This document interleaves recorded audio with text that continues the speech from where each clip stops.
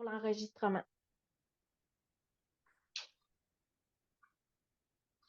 Parfait.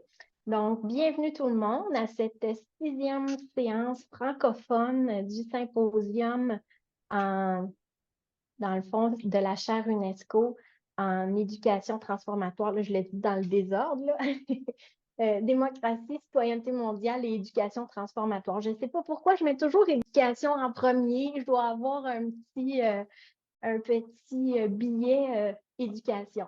En fait, je me présente, je suis Julie Bergeron, je suis professeure en sciences de l'éducation et j'ai fait mes études doctorales en psychopédagogie sur les cheminements de femmes extraordinaires qui choisissent des formations et des emplois qui sont généralement non traditionnels, où on voit moins de femmes dans ces voies-là. Alors, c'est vraiment en lien avec un sujet qui me passionne que j'ai réuni 3 personnes extraordinaires qui ont des cheminements de vie incomparables. Puis j'ai pensé qu'elles allaient pouvoir nous inspirer au niveau de la cause des femmes. Alors, elles sont toutes au Canada, mais elles ont toutes un lien très fort avec l'international, ces femmes-là. Et leurs actions ont un impact très significatif sur un très grand nombre de femmes. Alors, elles ont des points communs, mais vous allez voir qu'elles ont des cheminements très diversifiés. Je vous ai préparé un petit document. Ça va nous aider là, à suivre la présentation. Donc, notre sujet, on va traiter des femmes en quête de paix, de justice, de reconnaissance et d'équité, et lorsque la solidarité des femmes transcende les frontières. Donc, c'est mon souhait pour aujourd'hui. 3 panélistes extraordinaires, Faiza Abdallaoui, Muriel Laberge et Carla Pierre-Paul. Je vais vous lire en bref le contexte pour qu'on puisse se mettre tout au diapason. La reconnaissance de la femme et ses droits reste un défi de taille dans plusieurs contextes sociopolitiques et culturels planétaires. Nous vivons dans un monde où les femmes occupent moins du quart des postes avec un pouvoir politique et où environ le tiers de la population croit qu'il est encore légitime pour un homme de battre sa partenaire et où 90% des hommes ont des préjugés, soit politiques, économiques, biologiques ou culturels négatifs à l'endroit des femmes. Dans ce contexte, donc, de défis persistants, des femmes francophones ou francophiles au parcours aussi exceptionnel que diversifié nous exposent ici leurs perceptions et leurs expériences relatives. Elles nous partagent leurs inspirations, défis, opportunités et enjeux rencontrés à travers leur chemin de vie qui est empreint de choix cruciaux et de courage. Inspirés de cette session, nous tenterons de formuler des constats et d'identifier des gestes concrets qui permettraient aux femmes d'aspirer à être reconnues en paix et solidaires. Alors, ça nous met dans le bain, ça nous motive à cogiter ensemble sur la situation. À l'aide de nos témoignages de Faiza Abdallaoui, Carla Pierre-Paul et Muriel Laberge, je vais vous lire des courtes bios, puis, mesdames, quand vous prendrez la parole plus tard, si vous voulez ajouter des choses que j'aurais omises, vous êtes les bienvenus, très certainement. Donc, pour Faiza, elle est consultante en développement économique et éducatrice conférencière en littératie financière et entrepreneuriat auprès des femmes, des immigrants et des groupes marginalisés francophones et bilingues. Elle est professeure au Collège Boréal en entrepreneuriat social et chroniqueuse aux finances personnelles pour Radio-Canada. Faiza est une agente de changement engagée et une leader reconnue. Elle est franco-algérienne, établie au Canada depuis 2008. Elle s'engage également comme bénévole, ancienne présidente du mouvement ontarien des femmes immigrantes francophones, le MOFIF, et elle est actuellement présidente du Théâtre français de Toronto et membre du CA de la Fondation Club Avenir. Donc, bienvenue parmi nous, Faiza. C'est joli. Madame Carla Pierre-Paul, qui est née à Montréal de parents haïtiens du domaine de l'éducation, elle est diplômée des HEC en gestion de projet et une maîtrise en administration publique. Elle a coordonné des projets pour Oxfam Québec et l'Institut du Nouveau Monde. Elle a été dans l'équipe de direction de l'Assemblée nationale du Québec et a à son actif plusieurs collaborations internationales, notamment au Royaume-Uni. Depuis 2021, elle est conseillère municipale pour la ville de Saint-Jérôme. Elle est la première afrodescendante élue à cette ville et à cette MRC. Elle siège d'ailleurs sur 3 commissions, dont celle des femmes et de la gouvernance. Bienvenue, Carla. Merci, bonjour tout le monde. Et pour notre Muriel Laberge, elle est rectrice à l'Université du Québec en Outaouais depuis 2020. Elle est titulaire d'une maîtrise en relations industrielles et ressources humaines de l'UQO et d'un doctorat en relations industrielles de l'Université de Montréal. Elle s'est jointe à l'UQO en 1998, d'abord professeure au département de relations industrielles. Elle a travaillé avec le Centre d'études et de recherche en psychologie industrielle et comportement organisationnel, aussi avec l'équipe de recherche multidisciplinaire sur les organisations en santé de l'UQO. De 2007 à 2015, Muriel a occupé les fonctions de doyenne de la gestion académique. Parallèlement à ses fonctions universitaires, elle a également œuvré en tant qu'experte conseil en ressources humaines et accompagné de nombreuses organisations des secteurs tant publics que privés dans l'amélioration du climat organisationnel, ainsi que dans l'identification et le développement du potentiel humain. La médaille de l'Assemblée nationale du Québec lui a par ailleurs été décernée en 2019 pour souligner son engagement bénévole et les services qu'elle a rendus à la communauté. Muriel est très active comme rectrice à faire rayonner l'université, les femmes ici, les femmes d'ailleurs. Donc, bienvenue Muriel. Merci beaucoup. Je suis vraiment touchée par l'invitation et j'ai hâte de partager avec vous mes idées, mes réflexions, mais surtout de m'enrichir de celles des participants. Bien, moi, je suis honorée que vous ayez toutes les 3 accepté mon invitation. J'ai choisi des femmes que j'admire et je suis très, très reconnaissante que vous soyez ici aujourd'hui. Alors, je vais vous expliquer un petit peu comment ça va fonctionner, le déroulement. On va avoir une série de 7 questions qui sera posée à nos panélistes. Moi, je vais jouer le rôle un petit peu de la journaliste, mais elles ont déjà reçu à l'avance des questions. Elles ont pu se préparer, mais elles vont pouvoir s'exprimer librement en offrant des réponses à tour de rôle, mais aussi elles pourront ajouter à leur guise des éléments qu'elles estimeraient pertinents. Donc, c'est quand même convivial. À la fin, on va se réserver une période de questions pour les participantes et participants qui assistent à la session et qui voudraient en savoir davantage. Alors, sans plus tarder, tout le monde peut prendre connaissance des questions qui ont été formulées à nos panélistes. Je les ai divisées en 3 sections. Les facilitateurs et les défis que vous avez rencontrés dans vos vies respectives. Comment vous pensez qu'on pourrait soutenir les femmes avec votre expérience à vous? Et on veut s'attarder, bien sûr, aux pistes concrètes d'émancipation pour les femmes. Qu'est-ce qu'on peut leur suggérer pour aller de l'avant et s'épanouir? Alors, ma première question. Quels ont été les plus grands facilitateurs dans vos réalisations? Puis là, ça peut être autant des éléments qui vous appartiennent à vous, de votre personnalité, de votre vécu, que des éléments extrinsèques qui vous ont été imposés là, par l'extérieur, qui vous appartiennent moins dans le fond. Est-ce que j'ai une volontaire pour commencer? Certainement. Parfait. Alors, à vous, Muriel. Bien, tout d'abord, j'ai un parcours très atypique. Alors là, le fait d'avoir un parcours atypique, j'ai rencontré évidemment des défis, mais aussi ça a créé des opportunités ou je dirais des mains tendues. Alors moi, étudiante à l'université à un certain moment, mais étudiante de première génération. Alors, il faut savoir, moi, je travaillais en usine. Ça faisait 11 ans que je travaillais sur une chaîne de montage comme ouvrière. Et puis, l'usine a annoncé la fermeture ici dans la région de l'Outaouais. Et on a appris cette nouvelle-là au journal télévisé. Alors, ça a été vraiment un choc. Me suis pas sentie bien traitée comme salariée, d'une part.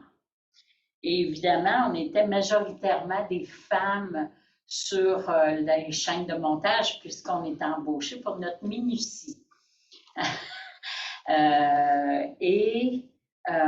Quand l'usine a fermé, je me suis fait la promesse qu'un jour, je serais suffisamment scolarisée que plus jamais quelqu'un me mettrait à la porte. J'avais une 12e année et je me suis tournée vers l'Université du Québec en Outaouais et j'ai fait une demande d'admission sur la base adulte. Et ce qui m'a permis d'être admise, c'est l'expérience que j'avais comme représentante syndicale à l'usine. J'ai travaillé beaucoup pour la défense des travailleurs, des travailleuses. Et ce qui m'intéressait le plus dans toutes ces... je me suis fait former par la Fédération des travailleurs du Québec sur le congé de maternité, tous les lois civiles qui touchaient les droits des femmes, parce qu'on était quand même beaucoup de femmes soit mères célibataires ou non mariées, mais conjointes de fait, l'assurance chômage.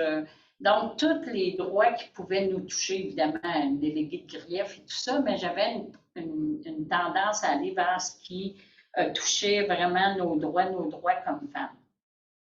Puis tout au long de mes études, quand je disais j'ai rencontré des mains tendues, mais quand les gens connaissaient mon histoire, évidemment, je me sentais très complexée à l'université. Hein. Pour moi, c'était un monde qui, après ma barre, ne me semblait pas accessible. Et souvent, j'ai eu le syndrome de l'imposteur. Là, je me disais, mon Dieu, qu'est-ce que je fais parmi ces grands penseurs? Moi qui connais que mon usine et puis ma chaîne de montage. Mais quand les gens connaissaient mon histoire, il y a eu beaucoup, beaucoup de mains tendues pour m'aider à développer mes connaissances, mes compétences, m'encourager à poursuivre. Évidemment, comme plusieurs femmes, les défis aussi sont des défis économiques. Donc, j'étais seule avec un enfant. J'ai eu le bonheur de vivre en coopérative d'habitation où là, il y a tout un réseau d'entraide. Donc, ça a été là aussi une opportunité pour m'aider dans mon parcours. Parce que aussi, les défis, ça a été parfois de rencontrer malheureusement certains professeurs qui me disaient, ben, tu ne pourras jamais aller très loin dans tes études, tu ne sais pas écrire. Évidemment, à l'usine, on n'écrivait pas. Mais de l'autre côté, j'ai eu des femmes qui m'ont tendu la main, dont des ressources enseignantes à l'UQO qui enseignaient le français et qui m'admettaient gratuitement dans leurs cours et qui m'ont accompagnée pour développer mes compétences linguistiques. Donc, tout ça contribue à ta résilience et à ta force. Puis quand j'avais des moments un peu de découragement, parce que je me sentais coupable d'étudier, je me disais, mais je ne suis pas utile à la société, je ne contribue pas vraiment à la société. Je me rappelais les conditions dans lesquelles on m'avait mise à la porte et moi et mes compagnes de travail. Et je me disais, non, je me suis fait la promesse qu'un jour je serais assez scolarisée, qu'il n'y a plus personne qui me mettrait dehors. Bien, ça a été mon levier pour me motiver puis arrivé à obtenir ben, je pensais au début juste un certificat pour avoir quelques compétences à offrir sur le marché du travail, plus que ma 12e année où j'avais aucun métier, aucune profession. Puis je me suis fait attraper au jeu. Et puis, bac, maîtrise, doctorat, puis j'ai fait toute ma carrière à l'UQO, assistante d'enseignement, de recherche, chargée de cours, professeur, doyenne, puis jamais j'aurais pensé être un jour la première femme rectrice de l'Université du Québec en Outaouais. Donc, chaque succès m'a aussi donné la confiance pour franchir un autre pas. Donc, ça a été, oui, à partir d'un événement que sur le coup, je trouvais dramatique, mais aujourd'hui, mon Dieu, comment j'ai pu, comme femme, améliorer mes conditions de vie et améliorer, en fait, maintenant, ceux de mes enfants. Et de voir que maintenant, le cycle est enclenché. Je suis une diplômée universitaire, mais ma fille aussi. Et donc, c'est une façon aussi de garder sa force et sa résilience parce qu'on voit qu'on améliore son propre sort, celle de nos enfants, mais par le fait même, celle de la société. Tellement, tellement. Merci. Je veux juste souligner 2 choses, Muriel, que tu as dites, puis que je trouve tellement importantes. Puis après ça, je vais laisser la parole à nos 2 autres panélistes pour cette section-là. C'est fou comment tu nous parles qu'à la fois les facilitateurs ont été des obstacles puis des défis dans ta vie, puis ça a été comme des moteurs de changement. C'est le fait qu'il y a eu une mise à pied, c'est un gros obstacle dans la vie de quelqu'un, d'une femme comme tu le décrivais, c'était pas facile économiquement et tout. C'est un gros défi, un obstacle qui aurait pu te mener à avoir une situation encore plus précaire, mais ça t'a donné une force. C'était un moteur pour toi, puis c'est devenu un facilitateur extrinsèque que tu as intégré à ta personnalité. Puis l'autre chose, c'est quand tu nous parles, ça fait une dizaine d'années qu'on se connaît, puis c'est fou comment ton authenticité ouvre toutes les portes devant toi. Tu nous dis les choses vraies, tu nous dis les choses telles qu'elles sont. Tu ne joues pas de jeu, tu es honnête, authentique. Puis ça, c'est vraiment une caractéristique qui fait une force incroyable. Puis ça nous donne tout le goût de te suivre là-dedans. Fait que c'est 2 éléments que je voulais souligner. Merci. Puis n'hésitez pas. N'hésitez pas, là, Faiza et Carla, si vous voulez faire comme Muriel, puis nous faire un peu là, l'ensemble des facilitateurs défis rencontrés, on vous écoute. Merci beaucoup, Julie, pour ces beaux mots.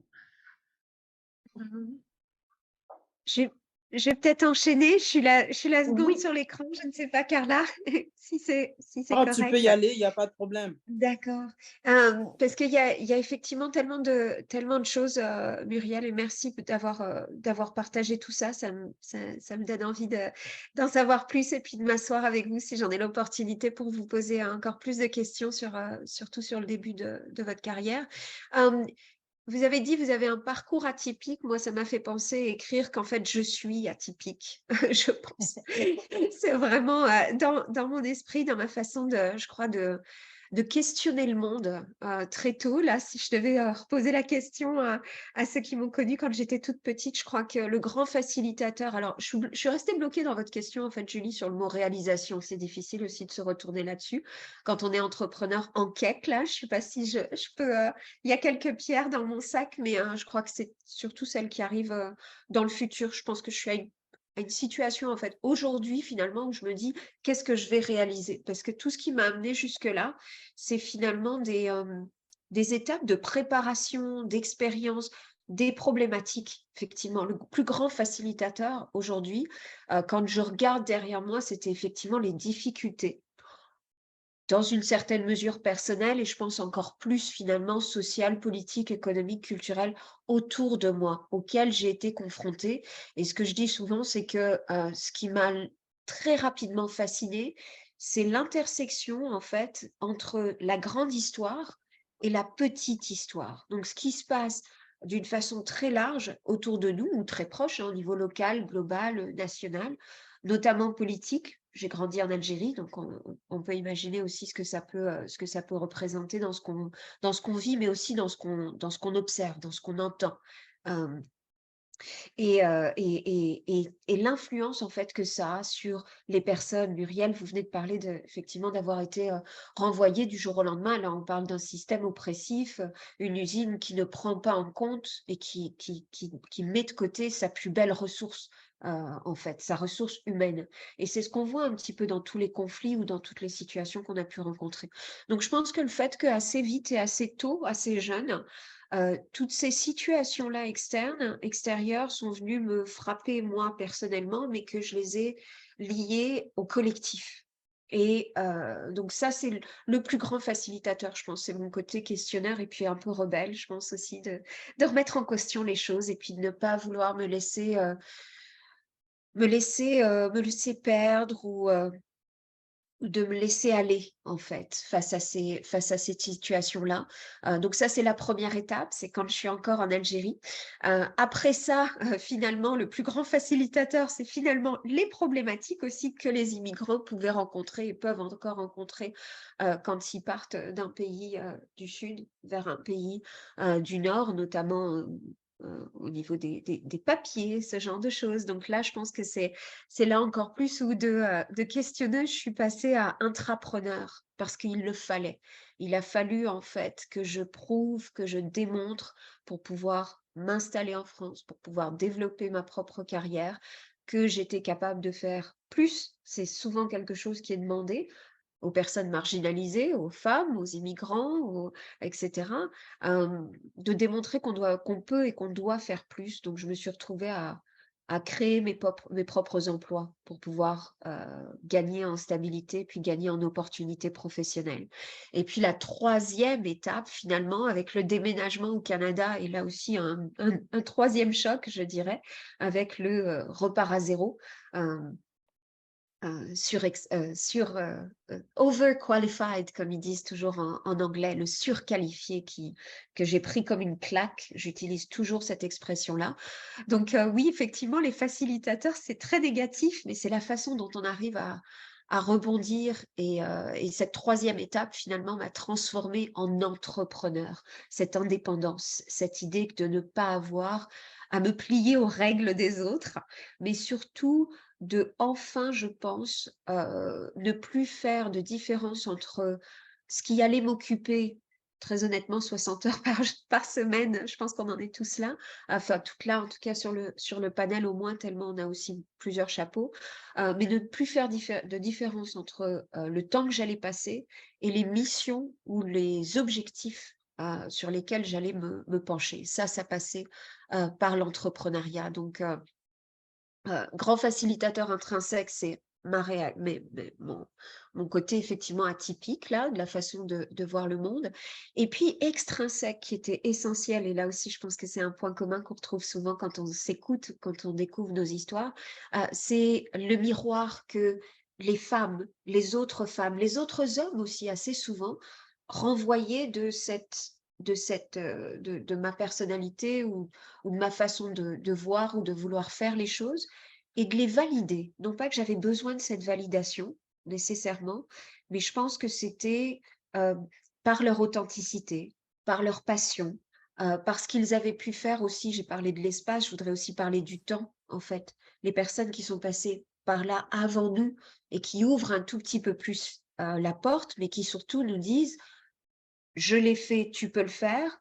J'ai fait une petite graine où j'ai placé une petite brique. Là, tu peux aller poser la brique supplémentaire. Et ça, je pense que c'était aussi important. Mais encore une fois, je suis au début de mes réalisations, je pense, en tout cas, j'espère, par toutes les expériences. Les défis, ben, effectivement, ça reste dans la première réponse. Les défis dans le parcours, c'est des défis liés à des situations économiques, politiques, sociales, culturelles, religieuses aussi, qui ont fait qu'il fallait régulièrement justifier qui on était, faire accepter qui on était, imposer qui on était.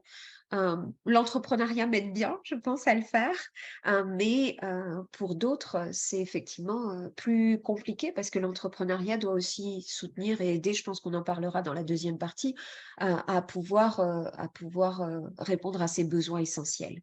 Et ça, c'est une bataille quand on veut être effectivement entrepreneur et entrepreneur femme, immigrante, bref. Toutes les étiquettes, non pas qu'on se pose, mais que les autres nous imposent dans un monde qui est aussi plutôt basé sur l'extraction ou sur l'exploitation des compétences plutôt que d'accompagner l'épanouissement.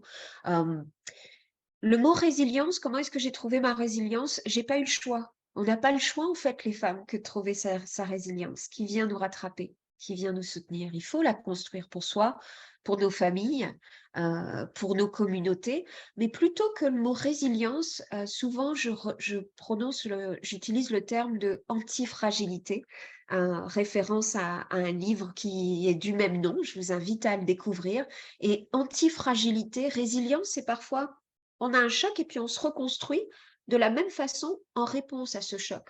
Antifragilité, c'est je reçois ce choc, je l'ai anticipé, je le reçois et je l'anticipe en fait. Je ne suis plus réactive, mais je deviens proactive et il vient me renforcer justement. Donc le mot antifragilité, je pense, me convient bien. Et dans le cadre de mes occupations respectives, ça serait une longue réponse. Et je voudrais m'assurer d'entendre aussi le récit de Carla. Mais en quelques mots, je ne peux pas là aussi dissocier en fait dans mes occupations respectives le fait d'être perçue comme, avez-vous déjà perçu qu'être une femme était un obstacle ou était associé à ces défis-là? Oui, mais je pense aussi que finalement, la façon dont je suis entrepreneur et la façon dont j'entreprends, en tout cas j'espère, c'est l'une de mes quêtes ou en tout cas l'un de mes objectifs, c'est que finalement mon genre disparaisse, mon origine disparaisse et ne laisse la place qu'à ce que ça crée en fait, que la création, ou pas la création, c'est très... mais en tout cas le résultat du projet aide à faire passer le genre comme étant secondaire. Pour moi, c'est là en fait où la quête sera réussie, c'est quand on se dira plus, tiens, c'est une femme entrepreneur ou un homme entrepreneur, c'est un immigrant entrepreneur ou quelqu'un qui est là depuis 2 ou 3 générations et étant entendu qu'au Canada, on vient tous d'une autre terre si on n'est pas autochtone. Mais c'est là où le résultat, en fait, la réalisation, la vraie réalisation à laquelle j'aspire, ça sera ça, ce résultat. C'est que finalement, mes occupations ne soient plus jugées que par leurs résultats, justement. Intéressant, intéressant. Merci, merci. Je note encore 2 éléments que je me permets. Faiza, tu es clairement une femme avec un cœur de battante. Tu te relèves, tu as plein de nouvelles vies, tu as vécu plein de nouvelles vies, tu es reparti à zéro, tu as continué à te battre. Puis tout ça, j'ai perçu que c'était dans un besoin d'autonomie et d'indépendance. Je l'ai perçu, tu l'as nommé. Donc, puis la perspective est intéressante. J'ai déjà entendu cette perspective de dire est-ce qu'on pourrait effacer les étiquettes? Il y a un autre courant qui est est-ce qu'on peut les mettre sur un piédestal puis reconnaître qui on est avec toutes nos identités? Ce sont deux perspectives qui se côtoient, qui ont des avantages et des inconvénients toutes les deux, mais je perçois en toi cette revendication-là, ce cœur de battante-là. C'est très intéressant. Merci. Et là, on va écouter Carla qui va nous apporter peut-être une autre perspective. Oui, ben, au fait, merci pour tous ces beaux partages-là. Vraiment, c'est très inspirant. Et puis, ça me permet aussi également de reconnaître finalement que, veut pas, il y a des efforts, il y a toute une persévérance qui est demandée pour justement atteindre tous ces objectifs et puis de se positionner. De mon côté, pour répondre, bien sûr, je vais mais je vais essayer de répondre aux 3 premières questions. En ce qui me concerne, oui, je suis née au Québec. Je suis québécoise d'origine haïtienne, de parents qui sont haïtiens. J'ai grandi et j'ai vécu pendant 32 ans. Excusez-moi, là, j'ai eu comme un...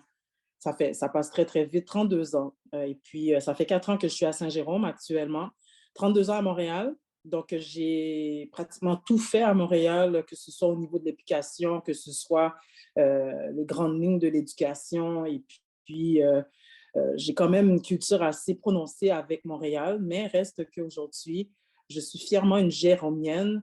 Euh, pour aller au niveau des questions, les facilitateurs, moi, j'ai le goût de dire que premièrement, c'est la curiosité.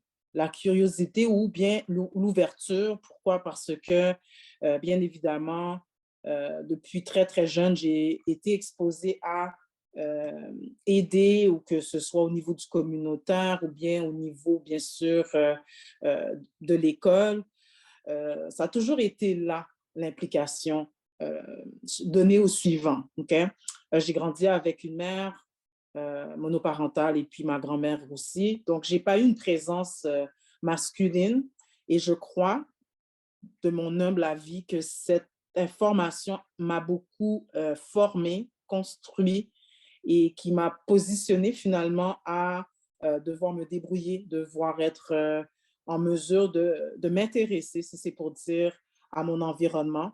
Je suis enfant unique, donc bien évidemment, j'avais beaucoup plus d'amis que pour expliquer là que je n'ai pas de frères et sœurs, bien sûr du côté maternel.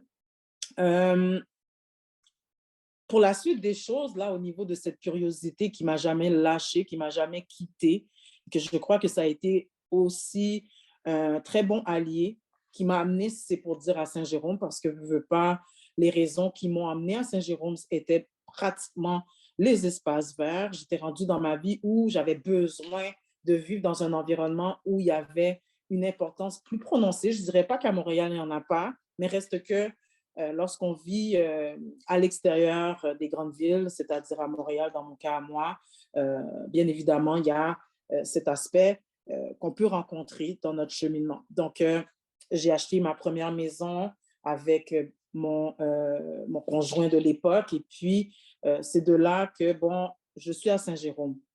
Mais l'idée de me contenter d'avoir, soi-disant, du matériel, puis dire, OK, on a réussi, c'était pas quelque chose qui m'allumait, OK, on va le dire de cette façon.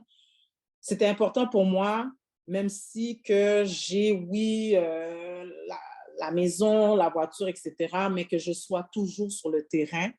Et puis, bien évidemment, à Saint-Jérôme, euh, comme je viens de dire, ça fait quand même 4 ans que je suis dans la ville, bientôt 5 ans. Pour moi, c'était trop nouveau, c'était trop neuf pour que je puisse dire, ah, OK, oui, je vais m'impliquer à gauche, à droite. Je voulais aussi me donner ce temps qui s'est concrétisé en pandémie, parce que, veux pas, la pandémie a généré beaucoup de temps pour réfléchir, pour se positionner, puis voir qu'est-ce qu'on veut faire dans notre vie, dans notre parcours, se remettre en question. Et voilà, donc bien évidemment, j'étais à la maison, comme la majorité de tout le monde, c'est pour dire de cette façon. Et il y avait un groupe de femmes qui s'intéressaient et qui s'intéressent toujours à la politique. C'était mon milieu social que j'avais gardé virtuellement. Et c'était dans ces rencontres qu'on s'encourageait, qu'on se demandait, bon, c'est quoi nos intentions? Est-ce qu'on veut toujours se présenter? Comment on peut regarder l'avancement des femmes en politique, etc. Et puis, je vais faire ça très, très, très court, là. Finalement, on m'a encouragée, on m'a mis en position de devoir, que ce soit pour rencontrer telle personne, faire quelques connaissances et puis de découvrir finalement s'il y avait une possibilité de me présenter, parce que le, le, le, le temps qu'il y avait entre la pandémie et les élections municipales, il y avait pas, je veux dire, c'était pas dans 2 ans que j'avais pas 2 ans pour pouvoir réfléchir, est-ce que oui ou non j'allais me présenter, c'était une question de moi. Et de fil en aiguille, j'ai rencontré justement ces personnes, d'ailleurs, le maire de Saint-Jérôme qui est actuellement en place. Et je me suis présentée, je ne me suis pas posé de questions, je ne me suis pas mis dans une perspective, oh, je suis noire, je suis une femme, oh mon Dieu, on va me barrer la porte. Non, j'ai vraiment vu ça comme un beau défi, j'ai vu ça comme une belle opportunité, j'avais rien à perdre, j'avais rien à cacher. Je suis une personne qui est de très bonne intention, qui a une très bonne volonté.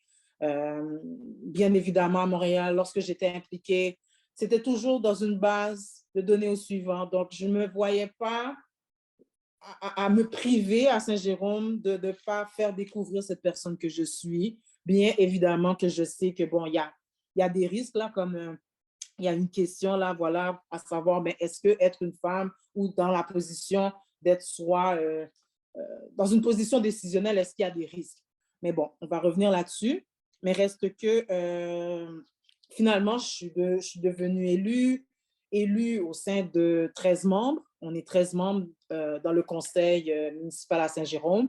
13 membres, dont 2 femmes, moi et ma collègue Nathalie Lassalle. Et bien évidemment, au niveau de ce parcours que j'ai eu pour être élue, je dirais que je vais parler en mon nom et bien sûr selon ma culture au niveau de communauté noire. Je suis bien contente, Julie, que tu as mentionné dans ton introduction que, bien évidemment, ce n'est pas tous les hommes qui sont confortables de voir des femmes qui se présentent en politique et c'est même plus important au niveau des communautés noires. Ça, c'est mon avis à moi. Je l'ai vécu personnellement. Ça n'a pas été facile, OK? Reste que c'est possible. Et puis, il faut de l'audace. Il faut de l'audace, il faut être débrouillard, il faut être curieux. Il faut avoir du courage, OK? C'est très, très beau, c'est exceptionnel d'arriver en haut, mais reste que oui, évidemment, il y a toutes sortes d'obstacles qui peuvent se manifester, mais pour moi, l'obstacle d'être une femme, je ne le vois pas de cette façon. Si je dis que c'est un obstacle d'être une femme, c'est déjà me donner une barrière, déjà de m'éliminer dans cette chance que je dois me donner pour avancer. Donc, je ne dirais pas que c'est un obstacle, mais je dirais que c'est une opportunité. C'est une opportunité de me faire connaître en tant que personne qui, oui, l'éducation est très importante. L'éducation qui, oui, qui est sensibilisée sur l'idée de se positionner et puis de persévérer aussi parce que bien évidemment, dans n'importe quoi, rien ne s'acquiert sans effort. Et je veux aussi dire également au niveau de,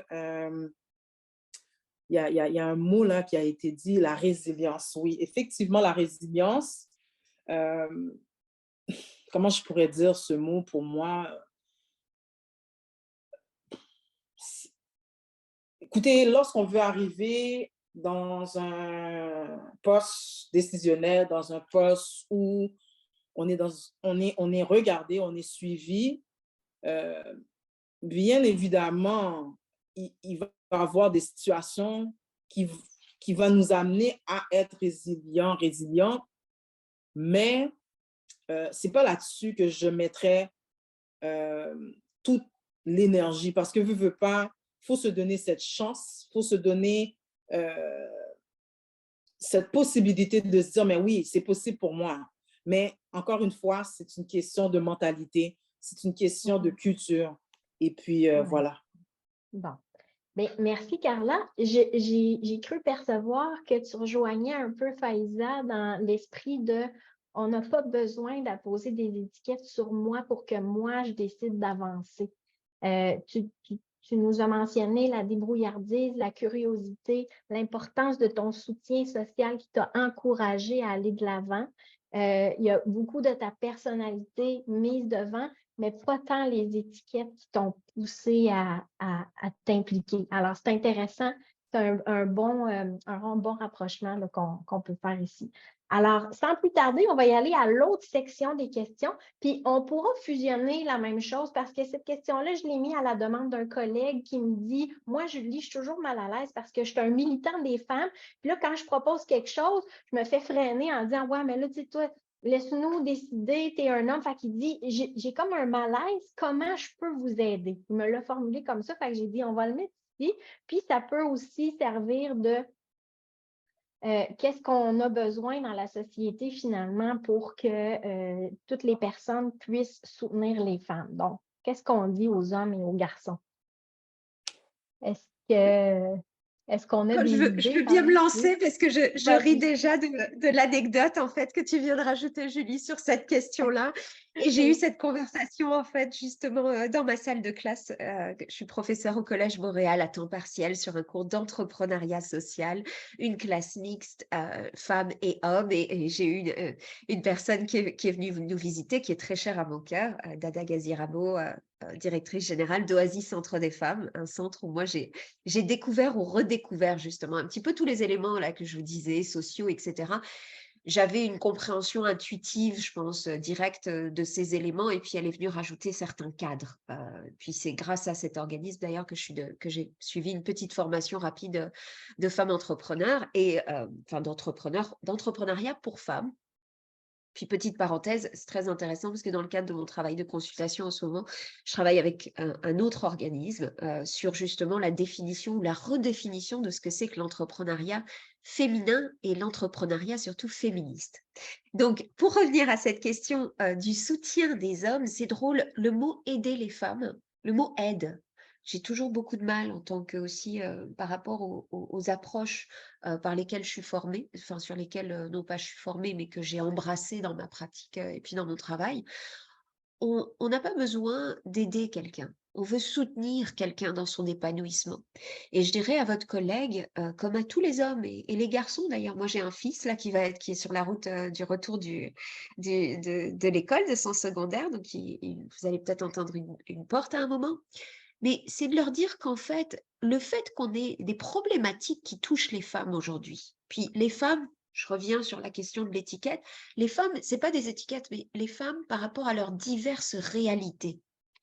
Le fait qu'on ait besoin d'aller soutenir des femmes dans ce qui devrait être la réalisation de droits fondamentaux de l'être humain, c'est pour ça qu'on a choisi de la personne, c'est pour ça qu'on a changé aussi les noms des droits. Donc, qu'est-ce que c'est? C'est de vivre en sécurité, c'est de contribuer à une société saine, équilibrée, harmonieuse.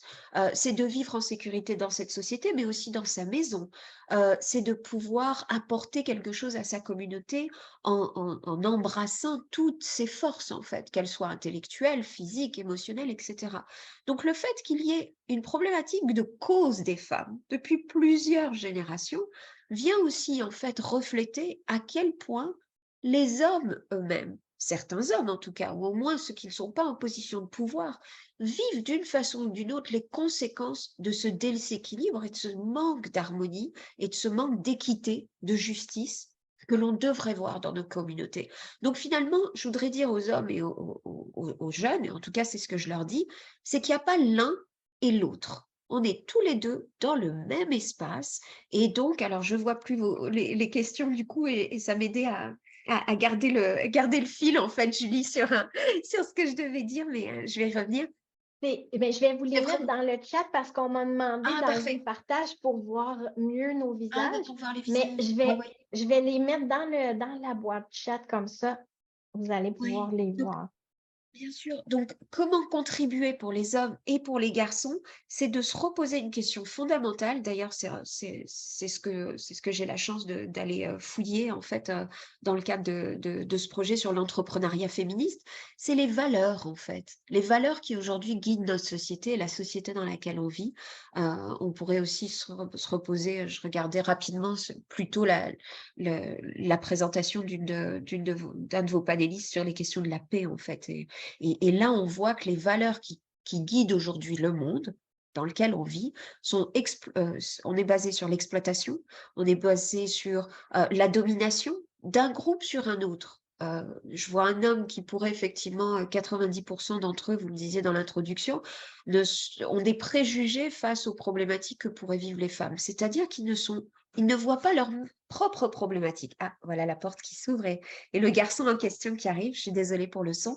Mais il y aurait tellement de choses à dire aussi sur cette question-là, mais veulent appuyer et militer pour la cause des femmes. Comment peuvent-ils s'y prendre? Ils doivent s'y prendre pour tous et ne plus voir là aussi une étiquette et cet autre. C'est pas cet autre. On est tous dans une communauté dans laquelle nous devons pouvoir tous nous épanouir avec et non pas contre. Donc de repenser toutes leurs modalités d'interaction, etc. à partir de ça.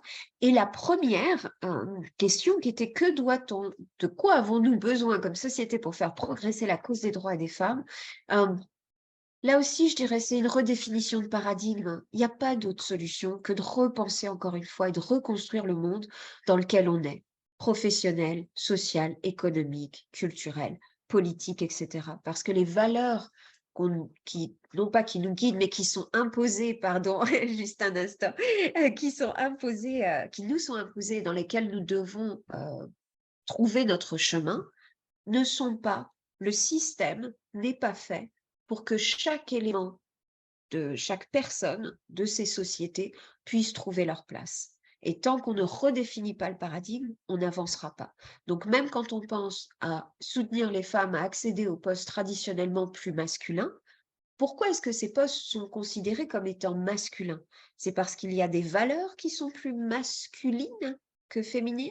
C'est parce que la façon aussi dont les choses sont faites, si on pense aux postes managériaux par exemple, et c'est aussi un autre projet sur lequel je travaille, avec l'A4, organisme canadien sur la question du travail des femmes dans le métier de la construction, et dans les métiers de la tech, par exemple.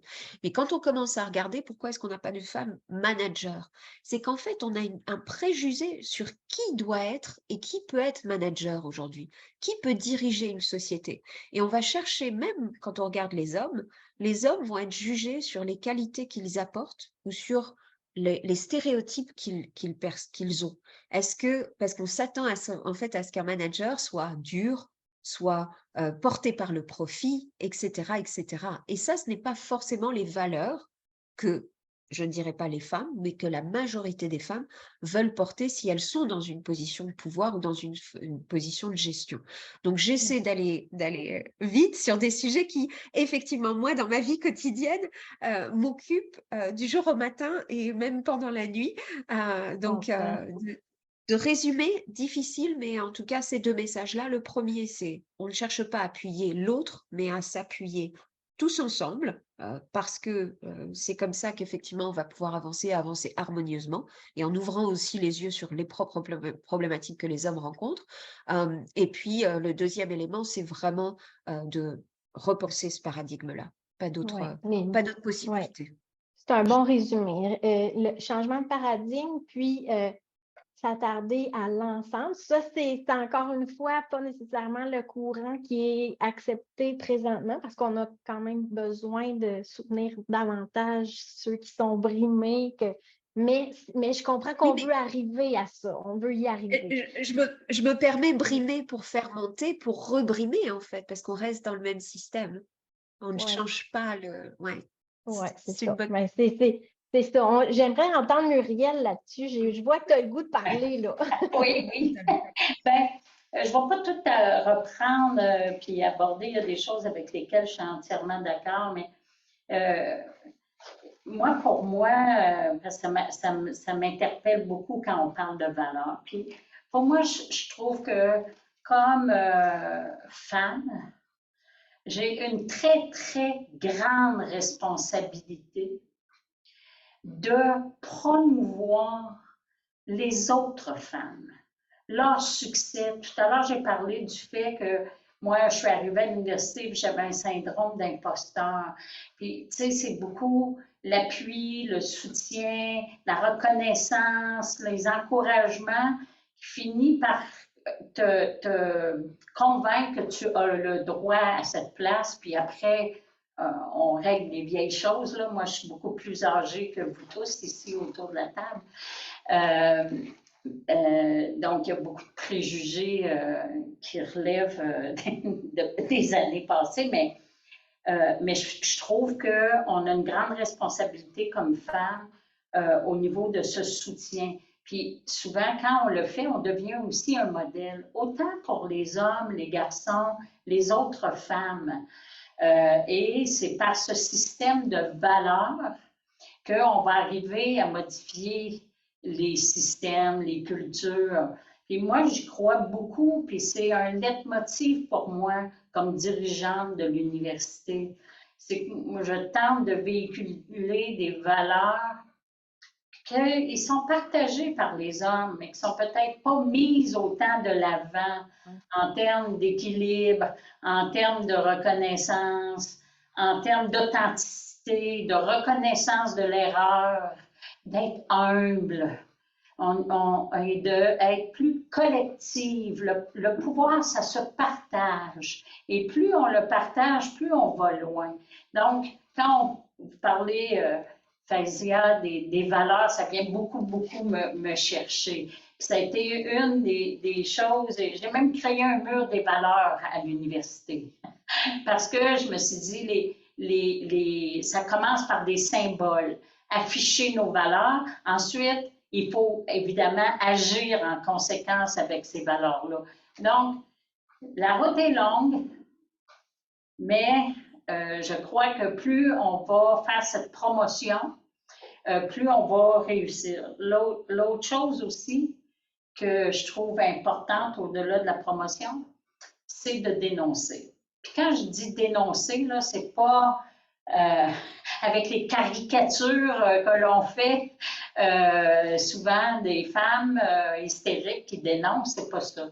C'est juste parfois de faire prendre conscience que quand vous me dites comme dirigeante que je suis émotive, pourquoi est-ce que vous qualifiez plutôt l'homme de soupe au lait ou d'orgueilleux ou alors que je sens dans cette distinction de qualificatif un côté plus moins rationnel et hypersensibilité qui pourrait faire que je pourrais arriver à des mauvaises décisions versus l'orgueilleux, ben lui, il va se défoncer puis on va atteindre nos résultats. Derrière ces mots-là, il y a des préjugés. Et moi, je pense qu'il faut, à un moment donné, juste dire pourquoi tu utilises ce qualificatif. Que veux-tu dire? Pourquoi? Qu'est-ce que ça porte comme message? Puis peut-être juste de recorriger le message. Moi, je pense que ça, c'est important plutôt que de fermer les yeux, laisser faire, acheter la paix. Ce que l'on fait, puis je ne veux pas dire que je ne le fais pas, je le fais des fois parce que la route est longue et on ne veut pas être toujours en mode de rectitude ici et ça, mais moi, je pense qu'un mariage de valeurs et de recadrage a sa place. Et quand, Julie, tu parlais d'authenticité, bien, je pense que ça fait partie de cette démarche d'authenticité. C'est de porter des valeurs, d'agir en conséquence. Puis agir en conséquence, c'est parfois aussi dire aux gens, mais non. Et quand tu veux m'aider en m'expliquant ce qui me ferait du bien, tu devrais plutôt m'aider en me demandant ce que j'ai besoin. On va m'arrêter là-dessus, je veux laisser Carla aussi parler.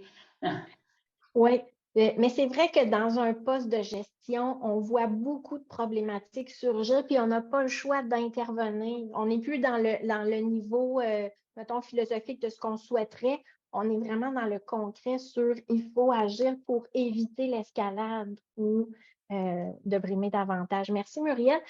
Carla, je vais te suggérer qu'on passe à la dernière section. Est-ce que tu as des moyens concrets pour inspirer nos jeunes femmes qui disent, ben non, il n'y en a pas de problème pour la féminité, mais qui ne s'engagent pas dans des parcours où elles prendraient du pouvoir, où elles auraient des postes décisifs? Qu'est-ce que tu aurais à leur dire?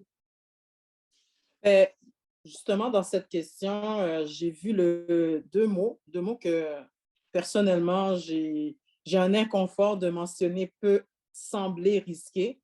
En politique, bien évidemment, il y a un risque. OK? On se lance en politique, il y a un risque au niveau de qu'est-ce que les gens vont penser de nous, de l'idée finalement d'une femme qui se présente en politique. Bon, maintenant, est-ce que ça va être quelqu'un qui est là pour nuire ou est-ce que ça va être un chiffre? Est-ce que ça va être une statistique? Est-ce que c'est vraiment une personne qui est nécessairement prête à être dans cette atmosphère qui très souvent peut être très, très... J'ai le goût aussi de parler également de l'intelligence émotionnelle parce que lorsqu'on est justement dans un tel milieu, oui, il faut avoir une bonne intelligence émotionnelle parce que, bien évidemment, comme l'a si bien dit Muriel, l'idée de dire « Ah, mais vous êtes ou tu es émotive », mais c'est déjà, ce n'est pas un terme intéressant qui peut encourager une femme à se présenter en politique. Quel conseil que je pourrais dire? Bon, déjà là, en partant, il faut arrêter de se dire, oui, OK, je vais reprendre mon introduction. C'est extraordinaire de se positionner, d'être dans une fonction décisionnelle, là, que ce soit gestionnaire, que ce soit femme d'affaires ou être en politique. Il y a des risques. C'est pas peu, ce n'est pas, comme dit la question, qui peut sembler risqué. C'est risqué. C'est risqué. Il faut être confortable avec le risque. Il faut être confortable à être dans une zone d'inconfort. OK? Ça, déjà là, il faut faire la paix avec ça parce que sinon, on ne va jamais faire ressortir son potentiel. On ne va jamais faire ressortir la pertinence de notre présence dans un tel milieu. Donc, un conseil que je pourrais dire, c'est d'être confortable avec le risque, d'être confortable au minimum en tout cas, de comprendre que c'est faire partie j'ai le mot en anglais, mais je ne vais pas le dire en anglais, mais c'est de faire partie d'un changement de société lorsqu'on se présente en tant que femme. Bien évidemment, il ne faut pas voir ça comme « Ah, OK, puis c'est mon message pour les hommes ». Il ne faut pas voir qu'une femme, c'est une statistique, que c'est un chiffre, que c'est une opportunité. Il faut le voir que c'est une personne qui mérite et qui doit être nécessaire pour l'avancement d'une société. Voilà.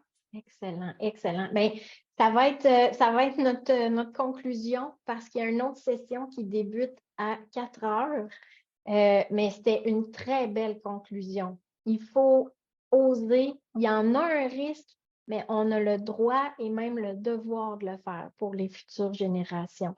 Donc, merci. Est-ce qu'on a le temps, Clarissa, pour une question ou il faut tout de suite passer au prochain? Patrick? Vous pouvez. Oui, on peut? Oui, oui. OK. Est-ce qu'on aurait une question de nos participantes? On n'ose pas parce qu'on est serré dans le temps. Ben, moi, je pense que ce qu'on pourra faire, c'est au prochain symposium, parce que moi, j'aime voir la continuité au fil des années. Donc, prochain symposium, je ne sais pas si ce sera l'année prochaine ou dans 2 ans, mais on pourrait faire une suite de ce panel-là pour voir toutes ces belles idées-là qui ont mijoté, où vous êtes rendu dans votre parcours et quelles sont maintenant les opportunités pour les jeunes femmes qui aimeraient se lancer dans ces carrières aussi magnifiques les unes que les autres que vous vivez, nos 3 panélistes. Fait que c'est une invitation. Ce n'est pas une question, mais c'est une invitation pour le prochain symposium. Qu'est-ce que vous en dites? C'est Avec bon? plaisir. Rendez-vous l'année prochaine. Excellent, on embarque. Bien, un gros merci. Vous avez été extraordinaire de vous ouvrir à nous, de nous partager votre vécu. Puis, ben, ça me réconforte de voir qu'on a des femmes en position de pouvoir qui sont si inspirantes, si humaines, si authentiques et ouvertes. Donc, Merci. je vous embrasse. Merci tout le monde. Merci Julie, merci Patrick. Au revoir. Au revoir. Bonne Merci. fin de semaine.